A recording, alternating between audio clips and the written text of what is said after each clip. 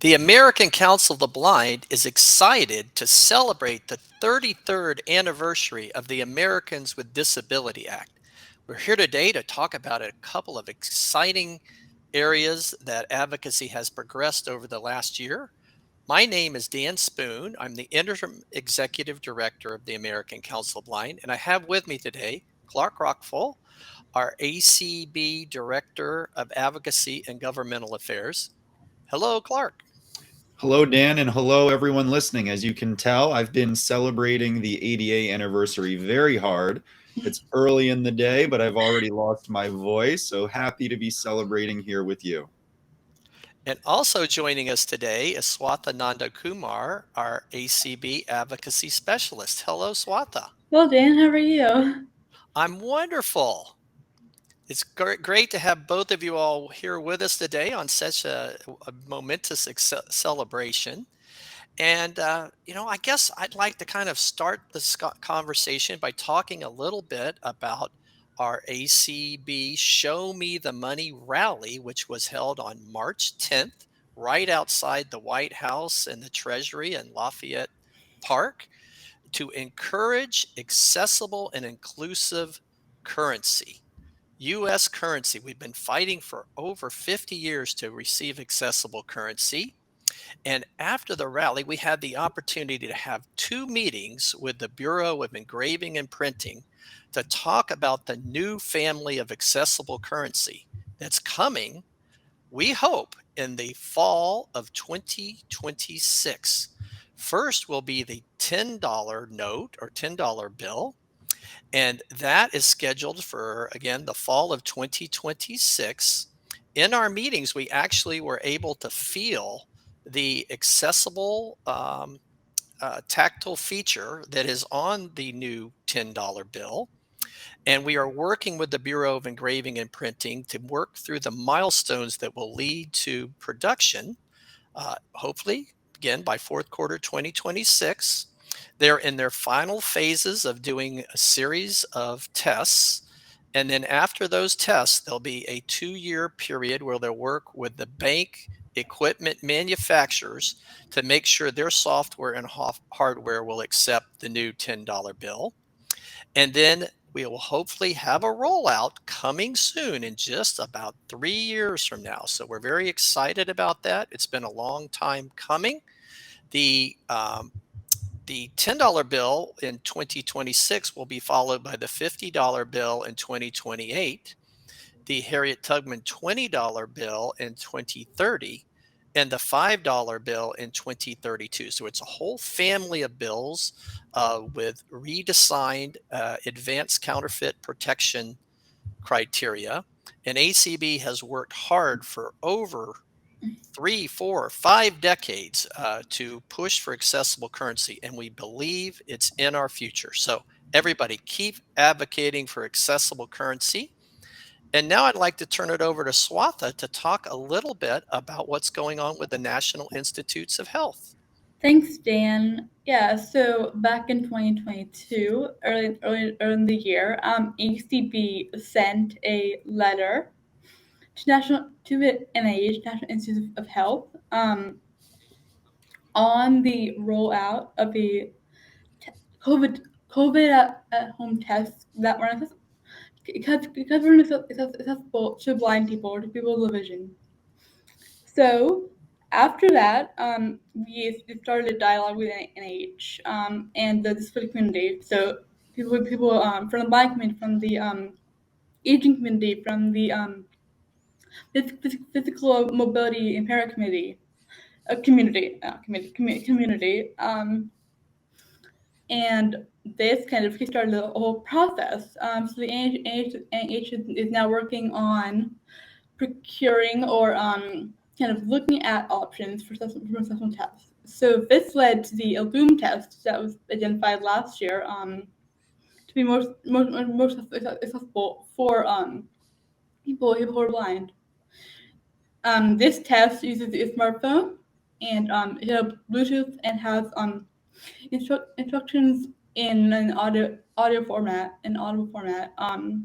This is accessible to a lot more people, but not everyone. I mean, if you can't use one of the nasal swabs, you still can't use access tests for you. So this is an ongoing process. The NIH is still looking at soliciting proposals from manufacturers, from developers to see if they can build a new more successful test that can meet needs of more communities. And this has not stopped at COVID testing. Now it's kind of extending to other at-home tests like pregnancy tests or other kind of diagnostic equipment. So yeah, so there's more. We're happy with the progress that's been made already, but we need to do more, and NIH knows they need to do more. So we look forward to continue to work with NIH and the test manufacturers to get more successful tests on the market. And now turn to Clark for update on CVTA. Thank you so much, Swatha. And yes, on July 25th, Senator Markey from Massachusetts and Representative Eshoo from California reintroduced here in the 118th Congress the Communications, Video, and Technology Accessibility Act, or CVTA. The CVTA is a legislative imperative for the American Council of the Blind, and it builds upon the great work that was done some 13 years ago with the passage of the 21st Century Communications and Video Accessibility Acts, or CVAA. The CVTA would mean more audio description in more places that people watch and consume media and video entertainment today. Because if there's two things that ACB does, it's summer conventions and it's audio description. But audio description is really a way for folks to feel more included, to get accessible access to information, whether it's in the classroom, that's for work, from government resources, from parks, museums, theaters.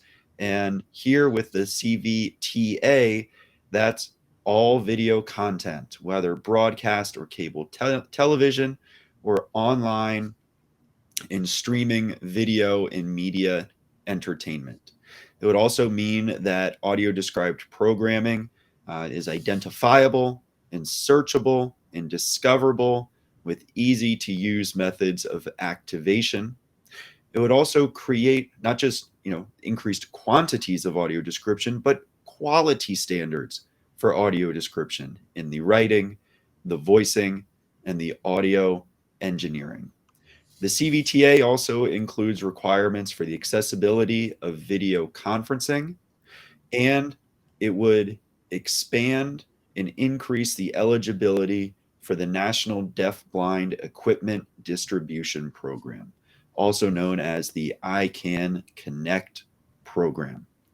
So as we are thankful to Senator Markey and Representative Eshoo for introducing this legislation, it's now up to all of us to contact our members of Congress and tell them that we want them to co-sponsor, both Republicans and Democrats. We want them to co-sponsor the Communications, Video, and Technology Accessibility Act. And just like with accessible currency, where we've worked in a coalition with women's organizations and organizations representing people of color and Native American groups, just like with accessible at-home COVID testing, where we've worked with organizations representing older individuals, as well as folks with physical, mobility, and dexterity impairments. Here with the CVTA, we're thankful for the support and the collaboration with our partners from the deaf and hard of hearing community as well, because we can't do this alone. It takes all of us working together, much like it did for the passage of the Americans with Disabilities Act 33 years ago. It'll take all of us to continue moving these priorities as well. Isn't that right, Dan? That you are so right, Clark. And the American Council of the Blind is your trusted partner to advocate for really accessibility in so many different areas. We've talked about this next 25 years, and it's all about accessibility, as Swatha talked about with healthcare, or what Clark talked about with audio description and communication services, what we're doing in the world of accessible digital accessibility for websites and applications, what we're doing for accessible voting. We are your trusted partner. If you'd like to learn more about the American Council of Blind, go to acb.org.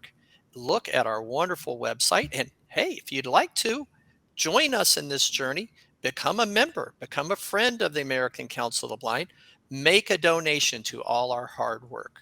We recognize all your efforts and we appreciate you listening today. And we encourage and celebrate the 33rd anniversary of the Americans with Disability Act. Clark, Swatha, is our work done at this point in time? Absolutely not, Dan. No, What do we need to do? we need to keep advocating. advocating. Advocating.